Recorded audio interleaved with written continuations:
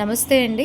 Rudra wellness నుంచి doctor Swathi. కవిత గారు మన వెల్నెస్ సెంటర్కి వచ్చారు. సో ఎటువంటి ఒక ఇష్యూతో వచ్చారు, ఇప్పుడు వారి యొక్క ఆరోగ్యరీత్యా పరిస్థితి ఎలా ఉంది అని మనతో షేర్ చేస్తారు. కవిత గారు చెప్పండి. నమస్తే అండి, నా పేరు కవిత అండి. నేను డాక్టర్ స్వాతి గారిని రుద్ర వెల్నెస్ సెంటర్ కి అప్రోచ్ అయ్యాను. నీ ప్రాబ్లమ్ తోటి అప్రోచ్ అయ్యాను.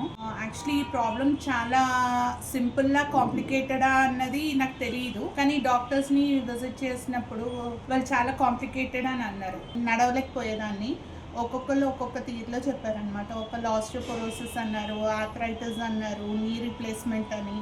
ఆల్మోస్ట్ టాప్ ఆర్థోస్ని కన్సల్ట్ చేశాను. సరే, అప్పుడు ఆల్టర్నేటివ్ థెరపీ కోసం చూస్తే స్వాతి గారు ఆల్రెడీ నాకు పరిచయమే. సో అట్లా స్వాతి గారిని కన్సల్ట్ చేసి ఇష్యూ చెప్తే, ఇదేం లేదు, అంత కాంప్లికేటెడ్ ఏం కాదు, ట్రీట్మెంట్ స్టార్ట్ చేద్దాము రండి అని చెప్పి స్టార్ట్ చేశాను స్వాతి గారి దగ్గర. సో ఫస్ట్ ఒక 3-4 డేస్లోనే నాకు రిజల్ట్ కనిపించింది అనమాట. అసలు నీ బెండ్ అయ్యేది కాదు. సో కంటిన్యూస్ 3 డేస్ అప్పుడు సిట్టింగ్కి వెళ్ళాను. కొంచెం పెయిన్ తగ్గి లోపల నుంచి మంట వచ్చేది, ఆ ఇచ్చింగ్ సెన్సేషన్, బర్నింగ్ సెన్సేషన్ అదంతా తగ్గిందనమాట. సో అట్లా స్టార్ట్ చేసిన జర్నీ ఇంకా ఇప్పటికీ కంటిన్యూ అవుతూ ఉంది. ఆ పెయిన్ అయితే తగ్గింది, చాలా రిలీఫ్ వచ్చింది నాకు. కపుల్ ఆఫ్ మంత్స్ నేను వాకర్ తోనే ఉన్నా ఇంట్లో. 3 to 4 months వాకర్ యూస్ చేసేదాన్ని. స్వాతి గారి దగ్గర స్టార్ట్ చేసిన తర్వాత 1 week తోనే వాకర్ అన్నది పక్కన పెట్టి ఆ స్టార్టెడ్ వాకింగ్. కాలు కాస్త ఫ్రీ మూవ్మెంట్ వచ్చింది. అట్లా ట్రీట్మెంట్ ప్రాసెస్ లాంగ్ ప్రాసెస్ అయినా కానీ ultimately after 6 months I started doing my work. Individual గా ఎవరి మీద డిపెండెంట్ కాకుండా నా పని నేను చేసుకోవటం అయింది.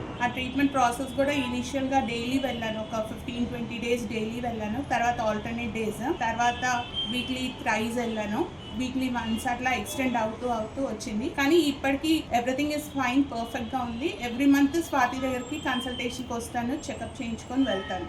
అండ్ ఎనీ అదర్ ఇష్యూస్ ఉన్నా కానీ క్లియర్ అవుతాయి. సో అప్పుడు మీకు డాక్టర్ ఆపరేషన్ అన్నారు, ఇప్పుడు ఏ ఆపరేషన్ లేదు కదండి? లేదండి, వితౌట్ ఆపరేషన్. సో ఇప్పుడు నడిచి చూపిస్తారా కవిత గారు? తప్పకుండా.